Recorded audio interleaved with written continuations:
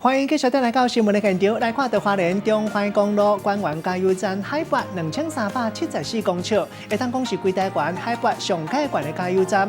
内底卖肉粽顶港有名声，下港有出名，因为加油站真偏僻，附近拢无店头，人客拢爱来加油站买肉粽，一个月销5000粒。加油站经过5个月规定款了后，即马搁再营业，继续卖肉粽，嘛，互真侪消费者眼顺顺赶紧要来食。 去店内买一寡只的无稀奇，毋过镜头又较远咧。小等一下，这是加油站呢，阁是一间开伫海拔2374公尺悬的山顶，讲是全台湾上悬的加油站，阁有真侪民众专工为着这粒肉粽走过来。那个米绿的很香啊，然后它都有入味。肉粽的鸭有香菇、肉菜脯，米阁特别用苏式米。 互人食落巴肚袂胀胀，一粒35块，无讲介贵，一个月卖5000粒。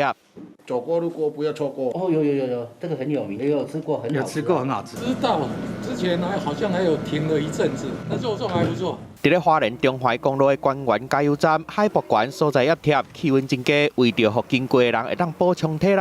8年前开始卖肉粽，才会食的物件，想袂到山顶的肉粽一喙传一耳，正做台北线一定爱食的好料的。加油站伫咧去年8月公告要翻新，停业5个月，即马搁一改营业，变价更加水啊！毋过肉粽的好滋味拢无改变。